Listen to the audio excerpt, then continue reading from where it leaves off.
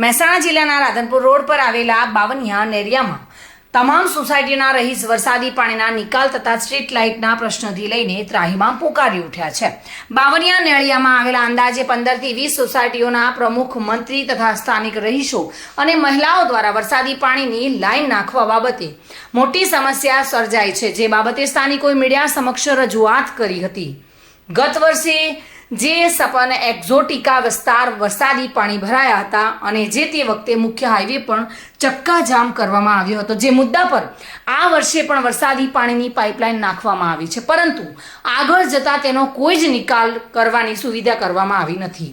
સ્થાનિકોના જણાવ્યા પ્રમાણે વરસાદી પાણી પાઇપલાઇન શોભાના ગાંઠિયા સમાન જોવા મળી રહી છે। ત્રાહિમામ પોકારી ઉઠેલા સ્થાનિકો જો આ પ્રશ્નનો નિકાલ નહીં આવે તો તમામ સોસાયટીની મહિલાઓ એકઠી થઈને મહાનગરપાલિકા કચેરી ખાતે ધરણા પ્રદર્શન કરશે તેવી ચીમકી ઉચ્ચારવામાં આવી છે। સ્થાનિકો દ્વારા કરવામાં આવેલી રજૂઆત પ્રમાણે સમસ્યા કોઈ બીજી સોસાયટીની અને ભોગવવું કોઈ બીજી સોસાયટીને પડતું છે અને જેના કારણે સ્થાનિકો હવે મહાનગરપાલિકાને કચેરીને ઘેરી અને ધરણા પ્રદર્શન કરવાની ચીમકી ઉચ્ચારી રહ્યા છે। રાધનપુર રોડ ઉપર 52 સ્ટ્રીટ એરિયામાં રહીએ છીએ। આ 52 સ્ટ્રીટ એરિયામાં છેલ્લા 1 મહિનાથી ગટરનું કામકાજ ચાલુ કરેલું છે અને આ કામ ચાલુ કરેલું એકદમ નીચલી કક્ષાનું કામ કરેલું છે। હજી સુધી આ કામની કોઈ સગવડતા કરેલી નથી।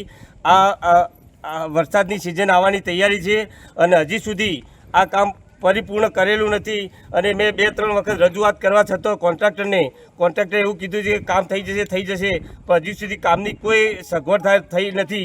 15 દિવસથી સ્ટ્રીટ લાઇટ પણ નથી, રાત્રે ચોરીનો પણ ભય રહે છે। તો આ જલ્દીમાં જલ્દી આ સુવિધા ચાલુ થાય અને આનો પાણીનો નિકાલ જલ્દી આવે, બસ। અમે અહીંયા બાવનિયા નેરિયામાં રહીએ છીએ। આશરે અહીંયા લગભગ 10 થી 15 સોસાયટી છે અને છેલ્લા 15-20 દિવસથી અહીંયા ગટરનું કામકાજ ચાલુ કરેલું છે અને એનો કોઈ વાતનો નિવેડો આવેલો છે નહીં અને વરસાદ આવવાની તૈયારીમાં છે અને અહીંયા ભૂવા પડશે તો પછી અહીંયા પાણી ભરાવાની પૂરેપૂરી શક્યતા છે અને અમારે છોકરાઓને સ્કૂલ ચાલુ થઈ ગઈ છે અને અમારે આવવા જવાનું ક્યાંથી? અમારા ઘર આગળથી જ રસ્તો બંધ થઈ ગયો છે, તો જલ્દીથી નિકાલ લાવો, નહીં તો પછી અમે તમારા નામના સાજા લઈશું। અને અમારી એ સમસ્યા છે કે અહીંયા જે આ પાણી અમારા સોસાયટીઓનું તો છે જ નહીં, બાવનિયા નેરિયાનું જે સહજ સોસાયટીની પાછળ જે બધી સોસાયટી એનું પાણી અહીંયા આવે છે, તો એના પાણીના થઈને અમારે હેરાન થવું પડે છે। ગયા વર્ષે અમે બહુ હેરાન થયા હતા અને આ વખતે આ ખોદીને ગટરો માટે તૈયારી કરીને મૂકી છે, પણ હજી કોઈ કામ પૂરું થયું નથી, તો એના માટે અમે બહુ જ હેરાન થઈએ છીએ। છોકરાઓને સ્કૂલ મૂકવા જવાનું, મમ્મીઓને છે આસ્થા ઓજસ કે ગોલ્ડન કેરેજ થેલા ઉપાડીને જવું પડે છે અને બસો બપોરે ખરા ગરમી એટલી બધી હોય છે ને, તો ત્યાં ગરમીમાં ત્યાં લેવા જવું પડે છે છોકરાઓને માટે। ભાવિન ભાવસાર સાથે bureau report, today Gujarati news.